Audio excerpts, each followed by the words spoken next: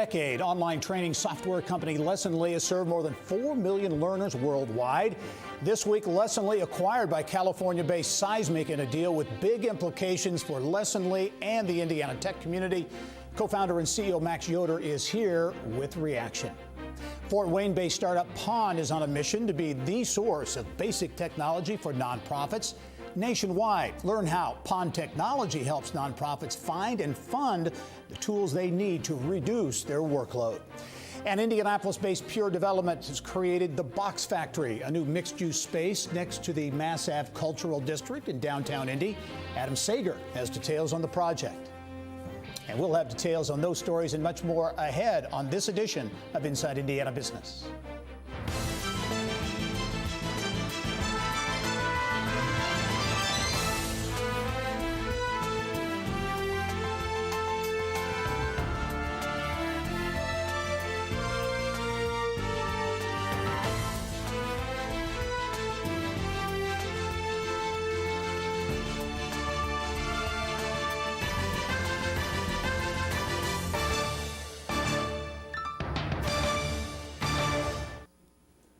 Hello and welcome to Inside Indiana Business. I'm Gary Dick. Since it was founded in 2012, online training software company LLOYD has been a high-profile tech success story in Indiana, doing business with more than 1,200 well-known companies, including Scholastic, Jostens, U.S. Cellular, just to name a few. The company has been riding high, last year closing on a $15 million Series C round of funding. This week, California-based SEISMIC acquired LLOYD in a deal creating a combined company expected to be valued at about $3 billion. With more on the acquisition and what it means not only for LLOYD but the Indiana tech community as well, pleased to be joined and welcome back to the show co-founder and CEO Max Yoder. And Max, welcome and congratulations on the deal.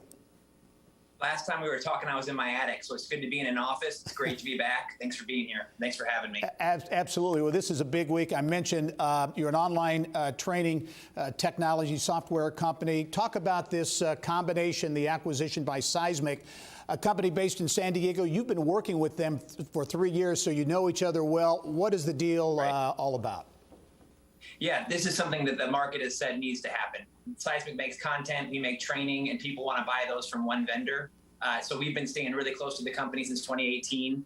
SEISMIC just announced passing $200 million in annual revenue maybe 2 months ago. So big business, and we're not too shabby ourselves. So coming together, we're going to be able to do some really, really neat things. Max, talk about your growth in the company. LLOYD launched, as I said, just under a decade ago, 2012. Talk about the growth and what's really fueled that traction over the last nearly 10 years.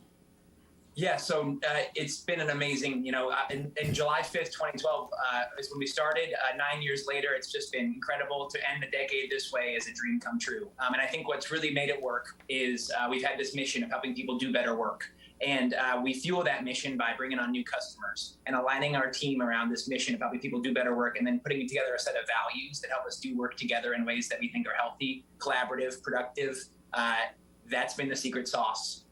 We have tried to make sure we only grew as fast as we grew without jeopardizing our culture and our capital efficiency. So those are kind of two things that keep us in check. We're not going to grow so fast that it diminishes our culture or our capital efficiency, and that's been a big deal to us, helped us out in a big way.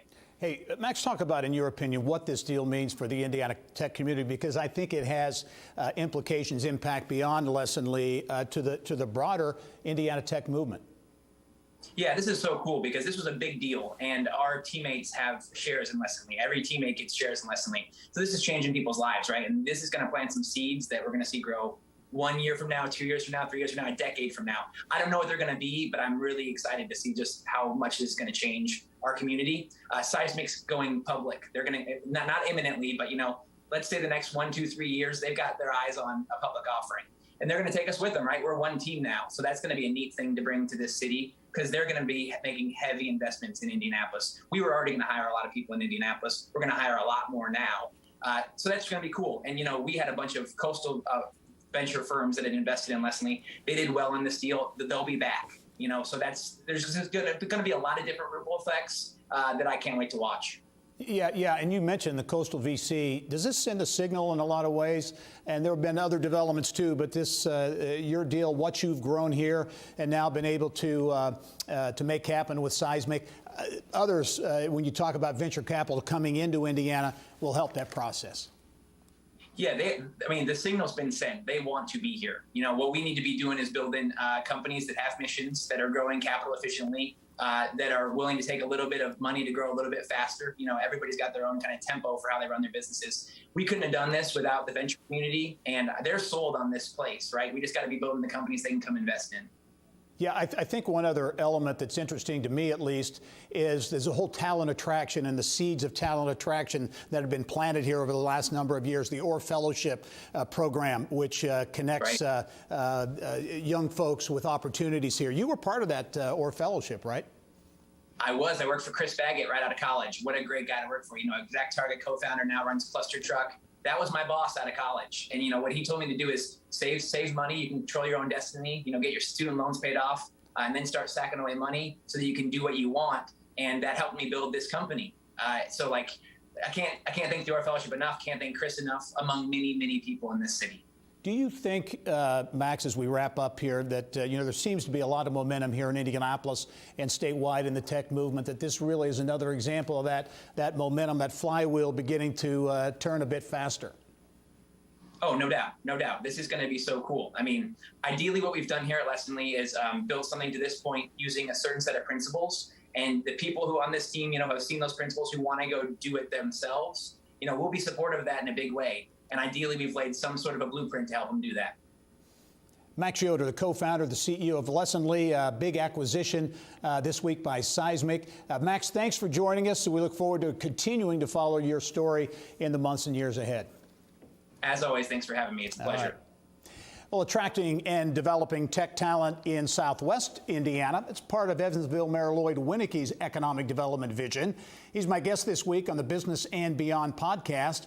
WINNECKE started his career in local TV news. He did a 360 and went into banking before running for mayor in 2011. He's now in his third term, and he describes the evolution that he sees in downtown Evansville. We have hundreds of residents who live downtown that rely on the Ford Center for entertainment, whether it's hockey, basketball, or concerts, the Victory Theater for the Philharmonic. We have, again, a lot of restaurants and fun bars. So downtown's, it's not my grandfather's downtown, I think. Much more with Mayor LLOYD WINNECKE, a proud Evansville native. He talks about growing up in Southwest Indiana. That's on the latest edition of the Business and Beyond podcast. To check it out, just go to InsideIndianaBusiness.com, click on the subscribe page. Well, it's like a dating app for businesses and nonprofits. Learn more about Fort Wayne-based Ponds innovation and how it's making a big splash in the nonprofit world with an eye on becoming a national leader.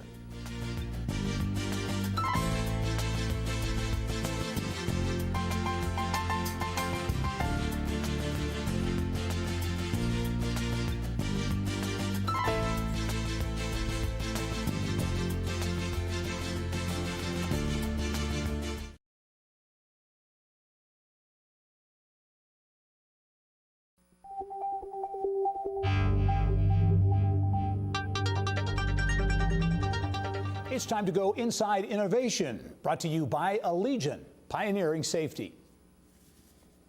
Well, Fort Wayne-based Pond says it is basically a dating app for nonprofits and technology providers. Its model is designed to make it easier for organizations to customize their experience and really start meaningful connections. With more on the Pond model and potential for growth in Indiana and far beyond, pleased to welcome co-founder, CEO, and Chief Impact Officer Mitch Stein. Mitch, welcome to the program. Hey, thanks so much for having me. Hey, yours is a great story, I think. So quickly, I want to get into how you got into this startup business. You grew up in Fort Wayne, college in Philadelphia. You were on Wall Street, right? You were at Goldman Sachs in the investment banking world for 7 years. What led you to the startup world? Yeah, so it's pretty interesting backstory. That not super common trajectory, but I worked in covering a lot of technology businesses in the software space, internet space, worked with a lot of marketplaces. and I saw the power of how marketplaces, when they're done well, can really transform industries. Whenever you're taking on a market with disaggregated supply or disaggregated demand and a lot of information asymmetry, I covered companies like Expedia and Zillow and CarGurus or Carvana. That's a really intimidating big purchase decision for a buyer. And historically, they were really at a disadvantage. And by bringing all that information and making things comparable, trustworthy, they really expanded those markets in an unrecognizable way. And outside of work, I was getting really involved in the nonprofit space and saw what a struggle it was for people to make the most of the best tools and technologies that were being developed.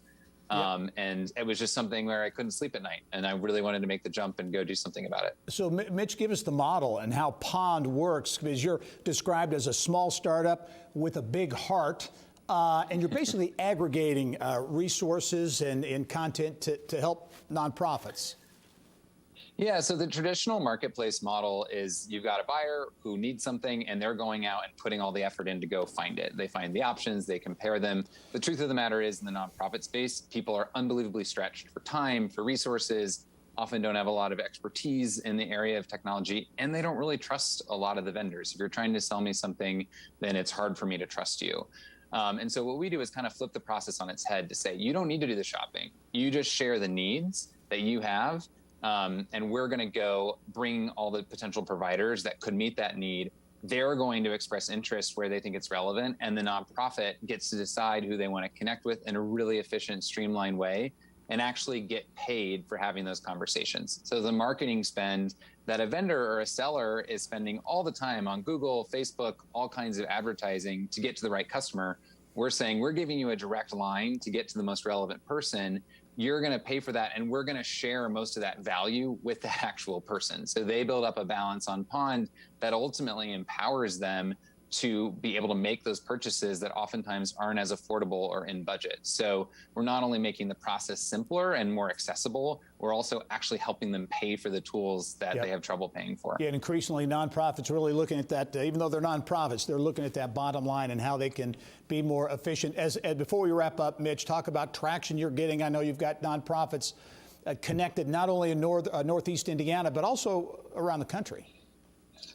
Yeah, so we are in 35 different states. We have over 250 nonprofits on the platform. I mean, everything on the platform is software, things delivered online, or remote and virtual services. So it's really accessible from anywhere in the country. We've already had 16 organizations just in a few months come through us to make those big purchases that can be really intimidating and save an average of 30% and save months and hundreds of hours worth of time. So it's been transformative. We've seen 35% growth in our membership just in the past month. And so we're really excited about, where this is going forward and just getting it. There's 2 million nonprofits in the country, so we've got a lot of room to grow within that market. All right, Mitch Stein, the co-founder of Pond, Fort Wayne-based a startup that is making a splash, pun intended. Mitch, thanks for joining us, and look forward to following your story. Thanks so much. Appreciate you having me. All right. Northern Indiana's vast recreational vehicle industry is getting bigger. Next, details on who is investing $4 million to grow in the Elkhart County town of Bristol and also add jobs.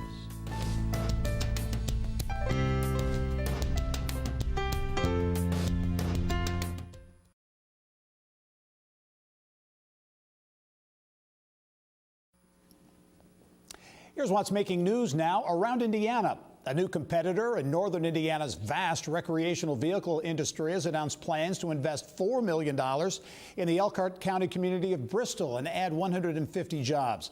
Ember RV, a startup manufacturer entering the marketplace with lightweight travel trailers for off-road and off-grid use. The company says it's building an 88,000 square foot plant.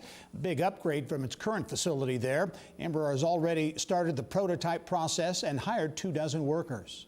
Fort Wayne-based Mammoth Scientific, a health science and tech venture firm, says it has launched a $100 million fund. The company says it will provide VC for health science and technology companies maturing beyond seed rounds. The company says it can help entrepreneurs in health science and technology who face big regulatory hurdles. More than 50 companies from Indiana included on the annual Inc. 5000 list, which ranks the fastest growing private companies in America. Indianapolis-based Deal Machine is number 36, the top ranked company in Indiana. Also on the list, LifeBoost in Noblesville at number 80. MSI Express in Portage at 479, and Connected in Indianapolis at number 583. The complete list is at InsideIndianaBusiness.com. Development on the Mass Ave Cultural District in downtown Indianapolis is expanding north. More on the new box factory and its first tenants, which include what is believed to be the largest bouldering gym in the country.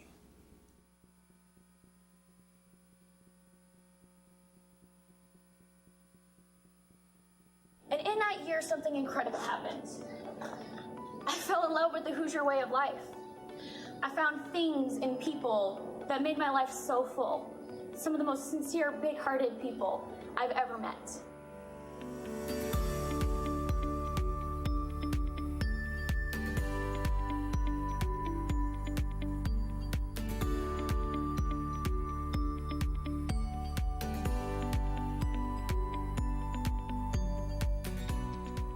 My name is Chelsea, and I've been a Hoosier since 2016. I grew up in Massachusetts, rooting for the Red Sox and hanging out on the beach. But after graduation, I wanted something different. I wanted to start my journalism career as soon as I could. So, a job opened up at the Wabash Plain Dealer, and I'd never been to the Midwest before, but I thought, what the hey? And a week after graduation, I moved to Wabash, Indiana. Now, I told myself I had to give myself a year here. I was not going to chicken out. I wasn't going to run home to the familiar. And in that year, something incredible happened. I fell in love with the Hoosier way of life. I found things in people that made my life so full. Some of the most sincere, big-hearted people I've ever met. And I found some pretty great things to fill my time along the way. I started biking on the weekends and meeting a lot of friends from that. I decided to coach a softball team. Go Tornadoes. And finally, I found out that I truly loved working for Wabash County, and I got my dream job at Grow Wabash County. I have a house, I have friends, family, so I guess you could say I'm in it for the long haul. My name is Chelsea Boris, and I'm a Hoosier by choice.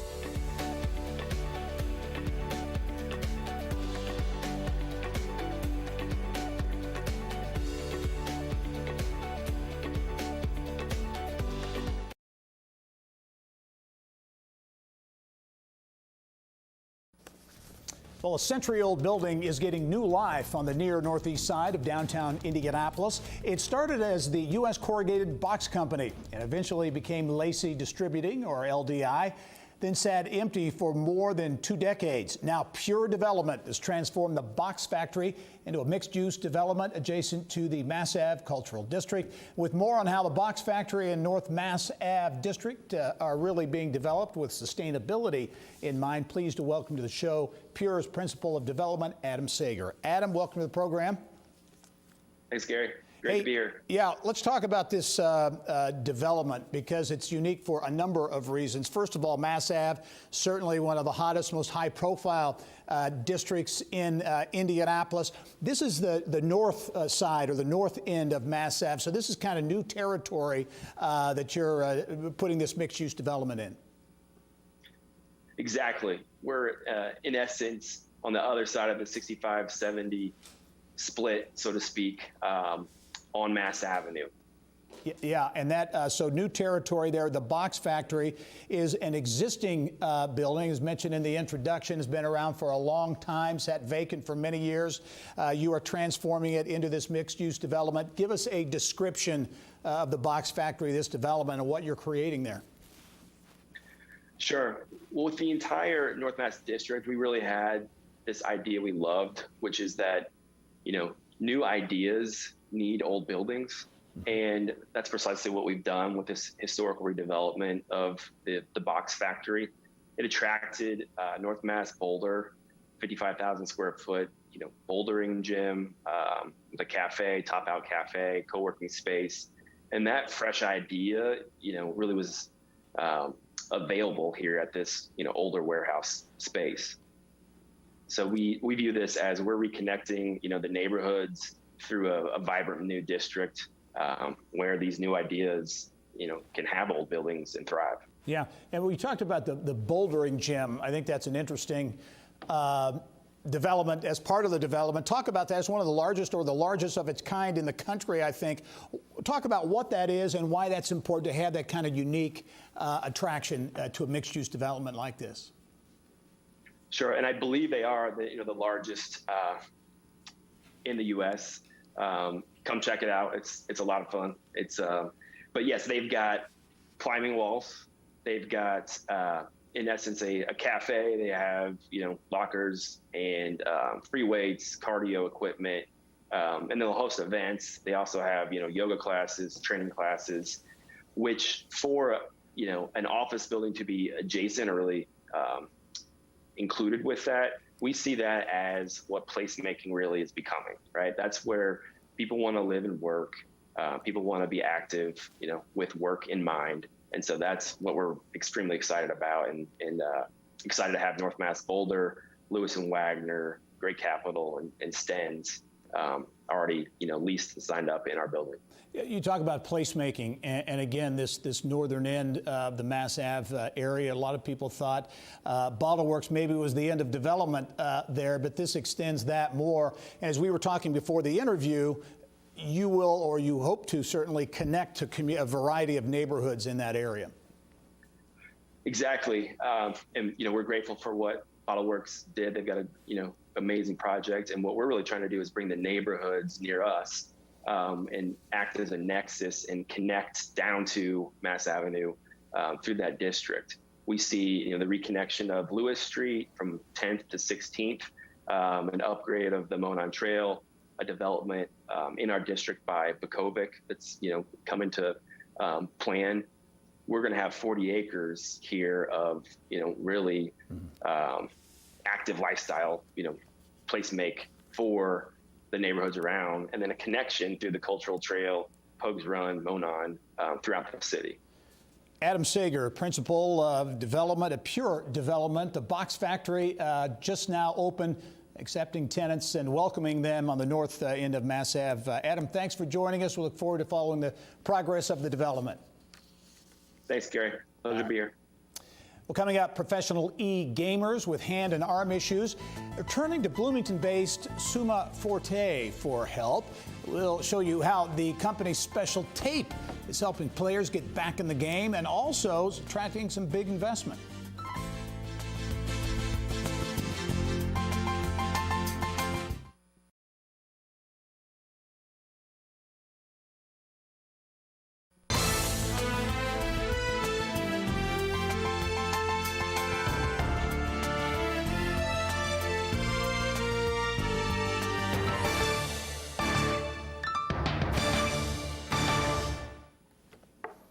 Well, a major investment is helping a Bloomington-based startup level up. Summa Forte currently makes 2 health products for athletes it says are often overlooked, e-gamers. Business of Health reporter KYLIE VELETA has more in the business of health. Thanks, Gary. The IU Angel Network recently announced a $460,000 investment in Summa Forte. It marks the network's largest ever investment. Summa Forte says the boost will help it lead a movement toward healthy performance in esports. Joining me now to tell us about its 2 products on the shelves is Summa Forte co-founder and Chief Executive Officer Jeff Tinez. Hi, Jeff. Thanks for being on the show today. Hey, KYLIE, thanks for inviting me. So this story caught my attention from day one. Summa Forte could have focused on any athlete. So why did you decide to focus on esports? Well, it actually started with my son. I had become convinced a couple of years ago that there's a lot of space in the market for a premium science-backed CBD brand. And I assembled a rock star advisory committee with professors from Harvard and other places, people who were funded by the NIH for their research. And I visited hemp farms, I visited extractors, and I was ready to go with a product, but I didn't know where to start. And my 27-year-old son, Murtaugh, who went to Indiana University, by the way, said, Dad, I've got the place to put the tip of the spearhead. It's the esports industry. It's a $160 billion industry. It has 2.8 billion gamers around the world, and there is no healthy performance brand in this space, let alone a CBD brand. So there we are. We started with esports. So tell us, give us a quick introduction to the two products that you have on the shelves right now. Sure. So we went out and talked to gamers and said, what are your concerns? What health needs do you have that aren't being met? Well, first they said our musculoskeletal concerns are huge. We have gamers retiring in their early 20s because they can no longer move their fingers or their wrists, or they have pain in their elbows. So they said, we need some help there. We went out and developed a kinesiology tape infused with our premium CBD, delivered transdermally straight to the point of inflammation and pain.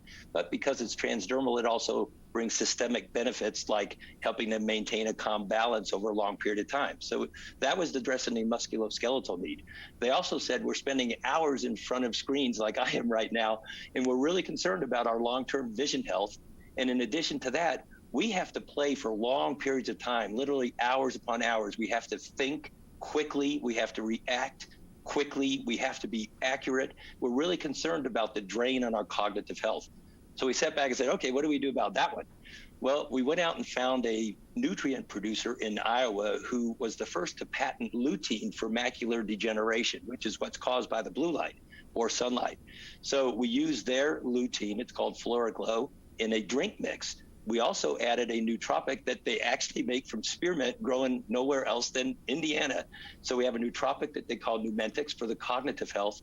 We add to that our CBD, but it wasn't enough for us to add CBD. We have it specially treated with a patented process that enhances the bioavailability by allowing our CBD to bypass the liver. So really, it's a trifecta of ingredients. And it's part of our narrative in esports, KYLIE, to bring healthy rituals into this environment like you see in other more traditional sports. Right. Speaking of traditional sports, I think we're all pretty familiar seeing the tape in the athletic world. So how is your tape different than the tape we're used to seeing in other sports?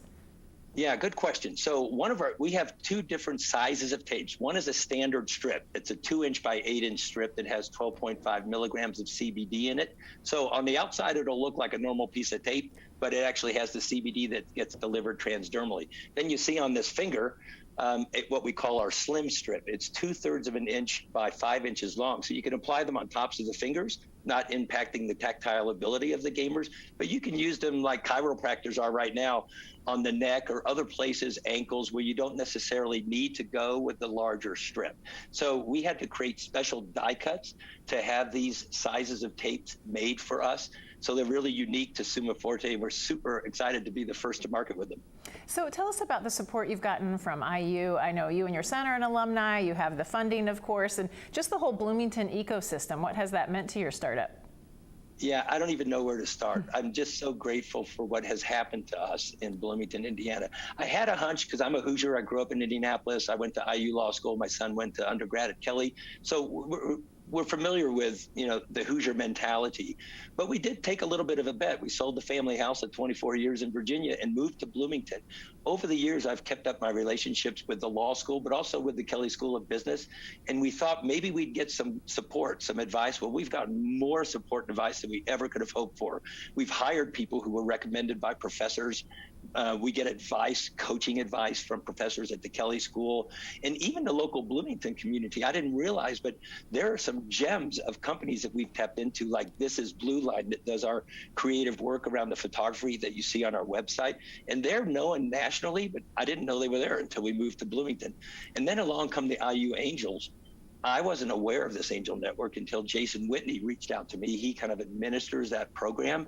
Not only has he introduced us to investors, he's introduced us to people across the country who have connections to Indiana University, who have also become business partners with us, experts in CBD as well as esports. So really, the benefits are beyond what I even hoped for, and I had pretty high hopes when we moved there. All right, Jeff. Well, congrats on the funding. Thanks for being on the show today. Thank you, KYLIE. I appreciate it. Gary, back to you. All right, KYLIE, thank you. Well, we all know the pandemic forced most Indiana students to learn from their laptops at the kitchen table instead of sitting at a desk in a classroom. It took a big toll on students, according to a new report from the Indiana Department of Education and National Center for Assessment, especially when it comes to math skills.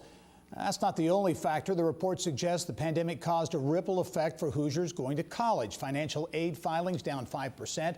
For more on the report and where we go from here, pleased to be joined on the show by Indiana Commission for Higher Education Commissioner Teresa Lubbers and Indiana Secretary of Education Indiana Secretary of Education Katie Jenner. Welcome to you both, ladies. Thank you. Great to be here.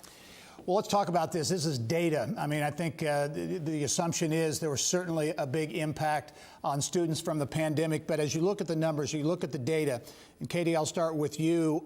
Some real significant academic impact, especially when it comes to math. Yes, that's true. We, in Indiana, we're fortunate enough to have National Center for Assessment really take a deep dive into our Indiana data. And as you mentioned, we did have the greatest impact as a state in math. That's trending across the country, and then a moderate impact in English language arts. Actually, our racially and ethnically diverse students and low-income students, special ed, EL, we saw the biggest hit there with the growth of those students. And we have a lot of work to do. And we as educators are certainly ready and eager to help our students. Yeah, and certainly the bottom line, the data really highlighting or really underscoring the importance of in-person learning.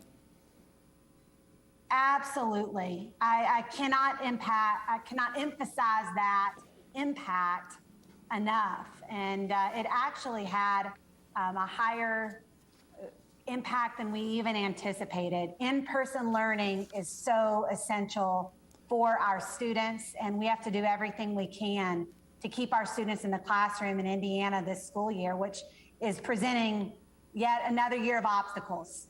Yep, and certainly the impact, according to the data, extends beyond K-12. Teresa Lubbers at the higher education level, financial aid filings, FAFSA, down, and that translates into enrollment and ultimately attainment when it comes to education in Indiana. That's so true. I mean, that 5 to 6% number that you talked about for FAFSA being down is overall FAFSA. If you're talking about the graduating high school class of 2021, it was down about 10%. Wow. And for low-income students, down about 20%.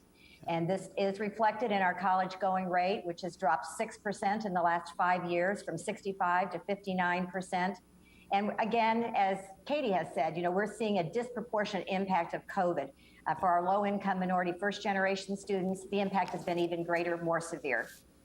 Yeah, and that attainment issue that you've talked about and we've talked about on the show with you on a number of occasions. Interesting in the data as you look at attainment at the height of the disruption, unemployment from COVID. Hoosiers with a bachelor's degree, the unemployment rate was 5%. Those with a high school diploma or equivalency was 13.5%. So the numbers paint the picture you're trying to illustrate. Well, and that disparity existed before, but during COVID, it became even more glaring. Yep.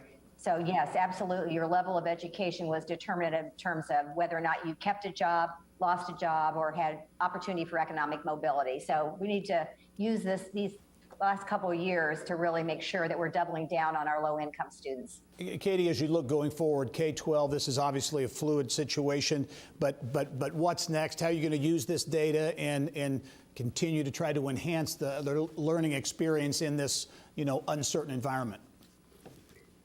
So we certainly have to start with the data we have at a state level. Local schools also have data sets as well that they are using to really inform student learning ahead.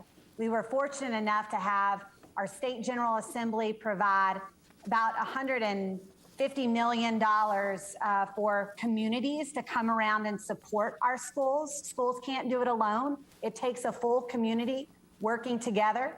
And then, federally, we've received a lot of funding where schools are really working to get the greatest return on investment for those dollars. Yeah, and very quickly, only have about 20 seconds, Teresa, but the fact that you two are together, K-12, higher education, I think is reflective of the fact that you really do work together when it comes to attainment and, college credits in high school, all those types of things. we're really encouraging students to get college credits when they're in high school. We know it saves them a lot of time and money. And so, yes, the Indiana College Corps is a way to get 30 credit hours and start college. And if you get that in high school, it can cost no more than $750. It's a good buy. All right. Thank you very much. Teresa Lubbers, the Commissioner of the Indiana Commission for Higher Education, also Indiana Secretary of Education, Katie Jenner. We'll talk to you soon. Thank you. Thank you. Okay. Well, also this week, he is one of the most recognized names in Indiana University athletics. Now, Quinn Buckner has a new role at IU, chair of the school's Board of Trustees. Buckner currently serves as Vice President of Communications for Pacer Sports and Entertainment, and he becomes the first African-American to hold the position. Buckner has served on the board since 2016. He's a graduate of the Kelley School of Business at IU and was part of the university's undefeated men's basketball team in 1976. Also captained the U.S. men's Olympic team that same year and won a gold medal. Additionally, Mary Ellen KYLIE Bishop elected the board's vice chair. She is a partner at Cohen, Gerlich, and Glazier in Indianapolis and was first elected to the board in 2010. Evansville Mayor Lloyd Winnecke's route to City Hall took somewhat of an unconventional route. He's my guest this week on the Business and Beyond podcast. Winnecke spent 17 years in local TV news, jumping to a career in banking before deciding to run for mayor of his hometown. He's been on the job since 2012. And he talked about growing up in Evansville, the call to serve as mayor, where he is considering a run for a fourth term. Lived on a dead-end street with 9 houses. We played kickball. We had crabapple fights in the backyard. We rode our bicycles everywhere. We were 3 blocks from a little shopping center, and probably 3 blocks from the high school, from Central High School, where I ended up going to high school. So, it was just, I had a paper route, and it was fun. We just lived in a great neighborhood, and I mean, the families did things together. The kids, we knew everyone knew everyone else's business, and it was a great childhood. I didn't get an interest in politics until I was in high school. So I never grew up thinking, hey, boy, I want to be the mayor of Evansville. I mean, that was never on my radar. And candidly, when I got on the county council and the county commission, it wasn't on my radar. But I think the fact that I grew up here really made my decision probably easier. And I understood so much of the history of the city and so much of what I thought the city needed and how I thought I could pull people together in a new way. I have zero interest in running for anything other than mayor of Evansville. It's not quite time to say we're going to run for a fourth term or we're not, but we'll probably make the decision, next June-ish would be my guess. That would give me enough time to gear up the campaign machine, or give me time to find a new career and let others who think they want to succeed me get their machines up and running. But suffice it to say, we haven't made a decision, but the door is certainly still open to a fourth term or fourth run. An interesting conversation with Evansville Mayor Lloyd Winnecke. That's the next edition of the Business and Beyond podcast. To check it out, just go to InsideIndianaBusiness.com, click on the subscribe tab. Up next, the NCAA and the changing college conference landscape. What's next, and how mid-sized conferences like the Horizon League might factor into the equation.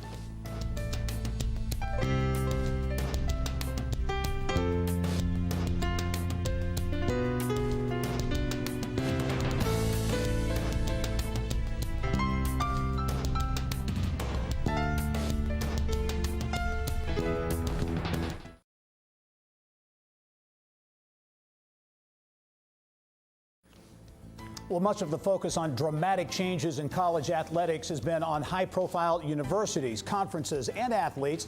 But what does it mean for the so-called mid-majors? Bill Benner has more in this week's Inside Indiana Sports. Bill. Thanks, Gary. As the so-called Power 5 conferences consolidate their power and associated revenues, what implications does that have for institutions such as IUPUI or Purdue Fort Wayne in the Horizon League, Ball State in the MAC, Evansville, Indiana State?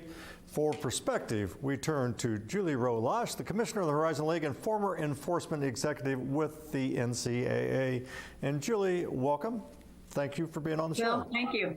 Good to be with you. Yeah, and you bring a really interesting perspective, your past duties with the NCAA in enforcement, as we're going to be enforcing an entirely different set of rules, who knows, but also with the so-called mid-majors, of which the Horizon League is a collection of, non-football playing, most of them. As this all shakes out and the NCAA looks to a constitutional convention overhaul in November, what do you think some of the implications are for your league and like schools? Sure, and I think you noted there's really two parallel tracks of change happening, right? The first is just this now realignment at the Power 5 level and some questions as to whether or not the Power 5 will become a Power 4, and will some of those conferences further consolidate. I think the impact on the rest of us, so to speak, is one, surely there will be some sort of diluted impact down the road. I think it's also, though, a larger just mentality, mindset potential change of, is expansion appropriate for any conference? Are members in the right league?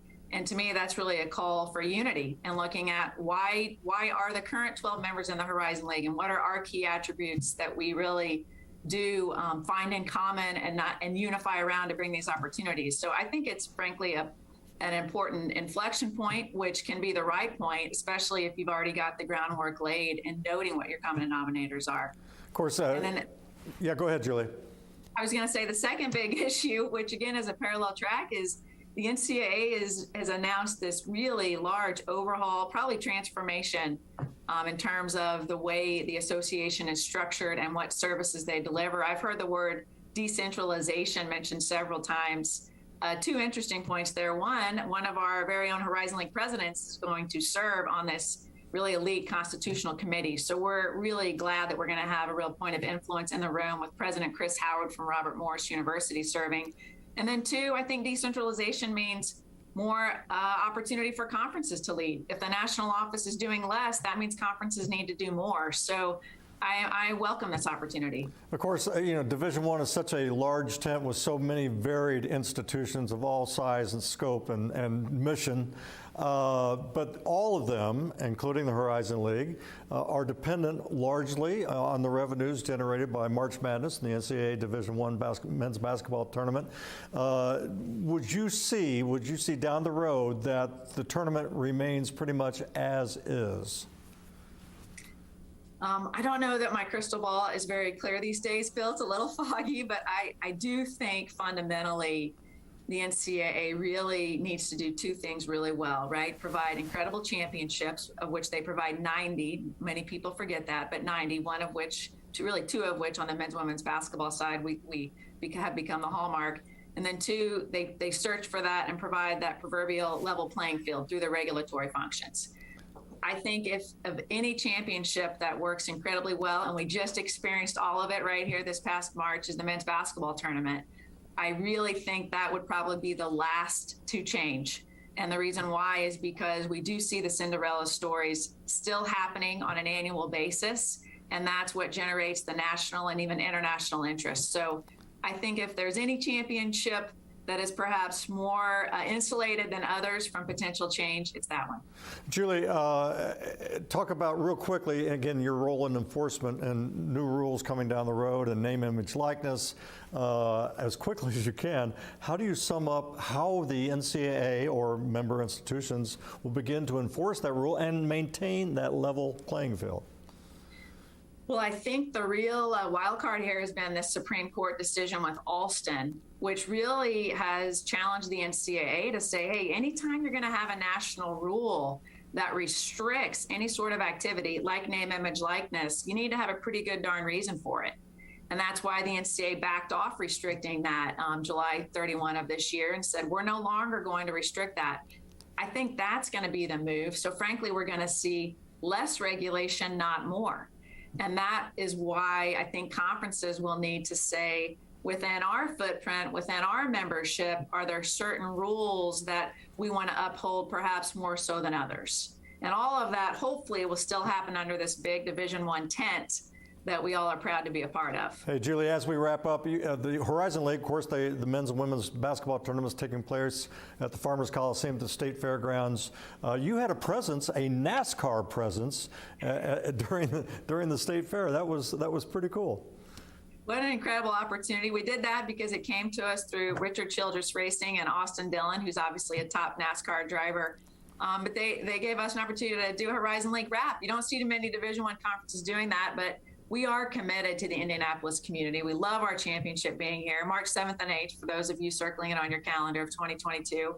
And as part of that, we wanted to provide this photo opportunity for fans. And I've been out there a couple days working, and they love it. People just want to look in the car. So it was a great opportunity, and we look forward to continuing to just partner with this community in any and every way we can. Well, Julie Rolage, we certainly appreciate you being on the program. Great perspective, and we'll see how it all unfolds as we move and turn the pages of the calendar. Julie, thanks for being on with us. Thank you. All right, and Gary, back to you. All right, Bill, thank you. Well, up next, the bright lights of Broadway shining in Indiana. I closed my eyes, drew back the curtain to see for certain. Jordan Donica, one of several Hoosiers taking Discovering Broadway to the next level. More on the behind-the-scenes look at how the big show comes together. That's when we come back.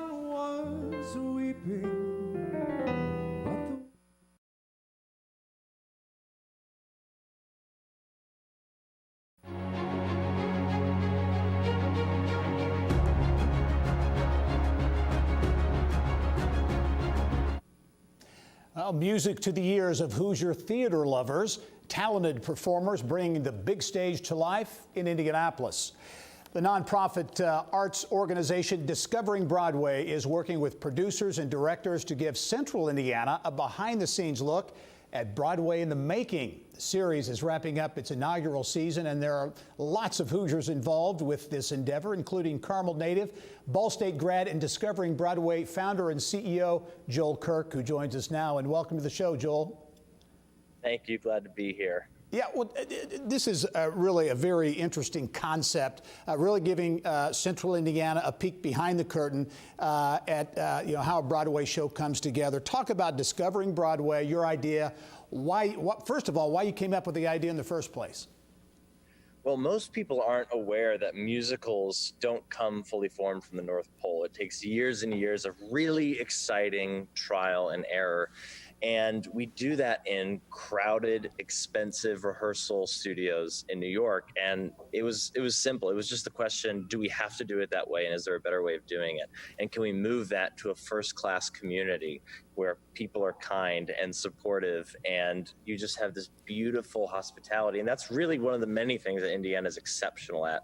So starting in a place like Indiana, which always gets the Broadway tours, so making the Broadway beginnings where Broadway usually ends, that was exciting to me, and bringing it back to my own community. So we host the creative teams and casts of pre-Broadway shows, and they develop the show here and then premiere songs in concert with Hoosiers. And you've been busy. How many shows? And I know I think you're on your final show, Hamlet, the production. Yeah. Talk about the productions, how busy you've been, because you've been very busy.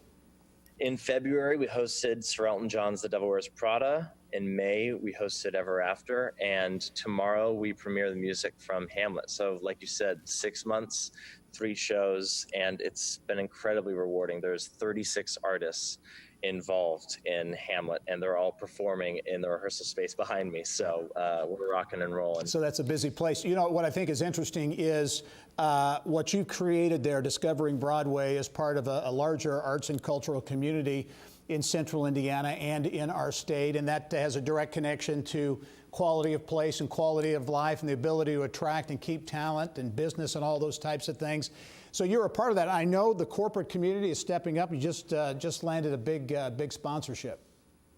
Yeah, I'm proud to announce that our largest corporate sponsorship to date is Allied Solutions. They'll be coming in to sponsor not just 1, 2, or 3, but 4 of our shows, the first one being Hamlet. And part of that sponsorship is providing 10 scholarship slots to at-risk youth to be able to have access to our master classes. So while those Broadway artists are here developing their shows, they also teach classes. So we're proud to be partnering with Allied Solutions and thrilled for what this means for the arts and culture community here. Yeah, Joel, you're a New York City theater, a director, a producer, Ball State grad, so you got those Hoosier roots. What's next for you? How do you see, where do you see taking this organization going forward? You know, like you said, a great place like Central Indiana, partnering with an organization like ours, it's not just our mission to further the arts and culture. A good mission is a good movement, and we want the arts and culture to flourish here, not just with Broadway and Discovering Broadway, but with film, with television. We want the best artists in the world coming here and coming from here. That's what we want. It's a great story. Discovering Broadway, the founder and CEO of Discovering Broadway is Joel Kirk. Joel, I know you're very busy. Thanks for taking a break. We look forward to following your future growth going forward. Thank you. Great talking with you today. All right. And I'll be right back after this. Stay with us.